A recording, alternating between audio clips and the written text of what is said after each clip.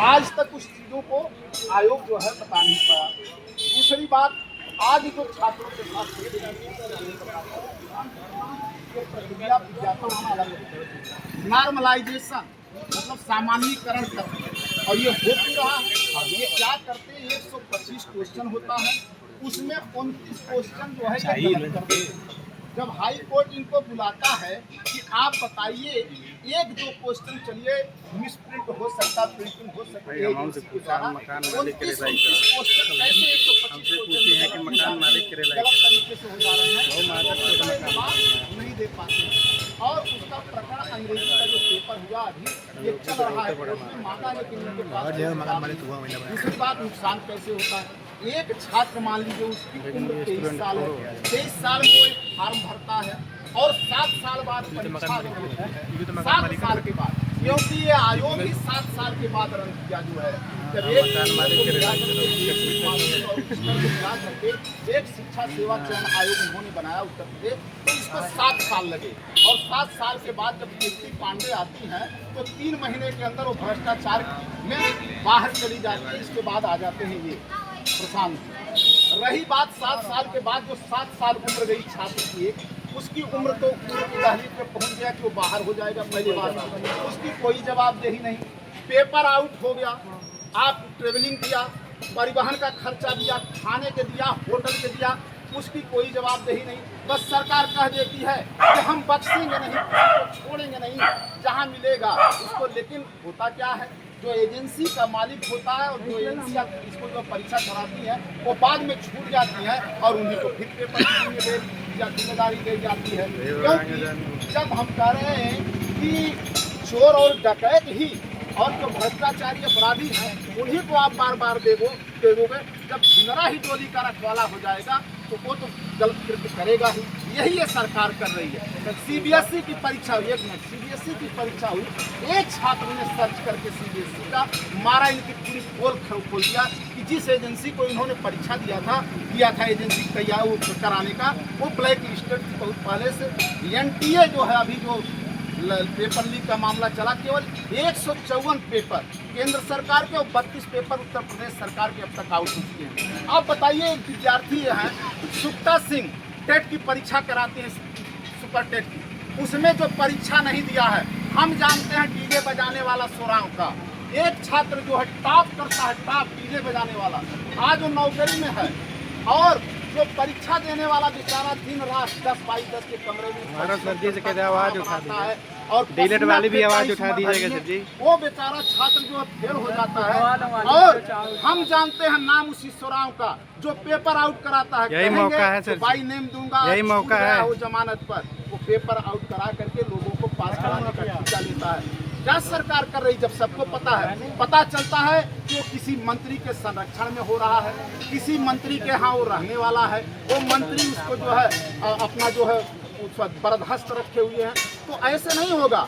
32 परीक्षा, आप बताइए, आयोग की टीसीएस मेंस का पेपर आउट हुआ, आरओ में पंकज हैं आंदोलन कर रहे थे, हम भी गए थे समर्थन करने, तब इन्होंने जो है उसको कैंसिल करके पेपर कराया। आप बताइए, जो फॉर्म भरता है, जो परीक्षा देने का, आप गाजियाबाद भेज दोगे, आप गोरखपुर भेज दोगे, आप सहारनपुर भेज दोगे, आप मुजफ्फरनगर भेज दोगे, जो खर्चा होता है खाने पीने का और जो समय निकल जाता है, जो उम्र निकल जाती है, उसकी सरकार जिम्मेदार होगी कि नहीं होगी? नहीं होगी।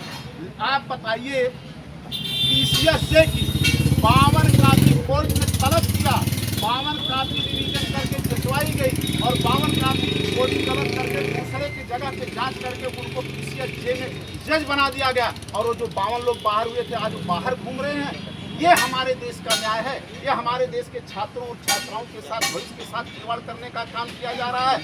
आप बताइए, 69,000 शिक्षक भर्ती में घोटाला हुआ, 68,500 में घोटाला हुआ, एक जो है हिंदी का पेपर, और वहाँ पे अंजुलता कटियार परीक्षा नियंत्रक जेल गई बाकायदा पेपर आउट कराने में एजेंसी के साथ मिल करके, लेकिन आज वो फिर बहाल हो गई हैं, नौकरी कर रही हैं। तो जिसकी जो आदत पड़ गई है भ्रष्टाचार करने की, लूटने की, तो वो तो काम करेगा। एक आईएएस अधिकारी का भी इंटरव्यू जब दिया तो कहा कि अगर कोई देश में 500 रुपये घुस लेता है तो मुझे लगता है कि सबसे बड़ा अपराधी वो है।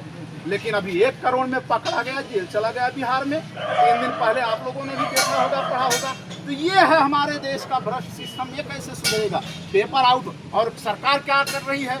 हम कहते हैं कि इन छात्रों को सबको जातियों में बांट देने का काम कर रही, क्षेत्रवाद में बांट देने का काम कर रही है। नहीं कुछ मिल रहा तो हिंदू मुसलमान कर रही। हम कहते हैं कि आप हिंदू हिंदू की बात करते हो, आप बताओ कि नौकरी सबको चाहिए कि नहीं चाहिए? महंगाई से सब लोग प्रभावित होते हैं कि नहीं होते हैं? भ्रष्टाचार से सब लोग प्रभावित होते हैं कि नहीं होते हैं? अन्याय होता है तो सब लोग प्रभावित होते हैं कि नहीं होते हैं? तो इस पर मत जाइए। भ्रष्टाचार और महंगाई से सब लोग प्रभावित होते हैं, पेपर लीक होता है तो सब लोग प्रभावित होते हैं। लेकिन जो मानसिकता में गंदगी भर दी गई है लोगों को कि ये सरकार थी तो ज़्यादा करती थी। हम कहते थे वो सरकार थी तो इसीलिए ना तो आप लोगों ने हटाने का काम किया।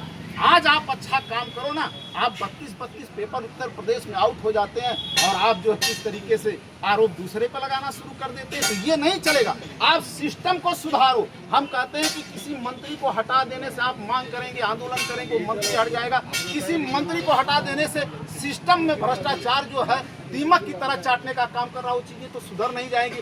सबसे ज़्यादा आपको बता दूं, इलाहाबाद में आप पेपर उठाइए, डेली पढ़ते होंगे, नौजवान साथी खड़े हैं सारे लोग। एकाध दिन बीत जाता होगा, कोई छात्रा सुसाइड नोट लेकर के आत्महत्या कर देती है कि हम अपने माँ बाप के सपनों को साकार नहीं कर पा रहे, 10 साल से रह रहे हैं, मैं बहुत डिप्रेशन में हूँ, पिताजी मैं आपके सपनों को साकार नहीं कर पा रही हूँ, मैं इस दुनिया से जा रही हूँ, मुझे माफ़ करिए। कितना मार्मिक सुसाइड नोट लिख करके जो बच्चे और बच्चियां यहाँ पर मर रहे हैं और इस सरकार को कोई जू नहीं रेंग रहा, फर्क नहीं पड़ रहा। आप बताओ, एक पेपर की बात हो, एक पेपर आउट हो गया मान लीजिए गलती से, पुलिस का पेपर आउट हुआ, दरोगा का पेपर आउट हुआ, शिक्षक का पेपर आउट हुआ, माध्यमिक का पेपर आउट हुआ, आयोग का पेपर आउट हुआ, क्या क्या बताऊं कितने पेपर आउट हुए। कैसे लड़के ये सहन करते हैं, कैसे लड़के ये बर्दाश्त करते हैं, आप सोच नहीं सकते हैं। बात राज्य की नहीं हो है, सिलेबस से बाहर पूछो, बताइए। हम लोग को मेन पिटिशनर है, हमें केस लड़ रहे हैं, हमारे भाई ये पिटिशनर, हम लोग मेन पिटिशनर आदित्य कुमार जी हमारे नाम से पिटिशन पड़ा है और भाई भी हम पिटिशन साथ में हैं। तो देखिए हम लोगों का जो मुद्दा ये था कि री एग्ज़ाम जैसे फर्स्ट डे जैसे ही हम लोगों ने जाना, 4 तारीख को एग्ज़ाम था, 5 तारीख को हम आयोग पे गए। हमारा धरना 5 तारीख को था, 8 को था, 16 को था, 25 को था, और 4 दिन ज्ञापन दिया गया, मगर आयोग से कोई सुनवाई नहीं हुई। तब एटलीस्ट जाकर हम लोगों ने 5 तारीख को केस फाइल किया, तो जो है 10 जुलाई को पहली सुनवाई हुई। तो जैसे ही न्यायालय मामला गया है, जाते जाते 33 प्रश्न ये मान चुके हैं। हम लोग का 41 प्रश्न हम लोगों ने क्लेम किया है, 41 और 41 जैसे ही क्लेम किया है, लोग अभी तक हमारी 33 प्रश्नों की संख्या मानी जा चुकी है। अभी 8 प्रश्न जिसका जैसे 17 तारीख को जो है रिवील होगा 8 क्वेश्चन कौन से हैं, और जो अभी लगभग आप जो है लगता है 8 क्वेश्चन में तो सर ये 8 क्वेश्चन फिर साबित होने वाले हैं। और अभी भी जो आयोग जो है इतना भी ढीठपना दिखा रहे हैं। और ये लोग जब जाएंगे हम लोग बात करने, सर हम लोग तो नॉर्मल लोग हैं, पढ़ने वाले छात्र हैं, हम लोग जब जाते हैं बात करने तो इनको बात नहीं करते हैं सही से, जाएंगे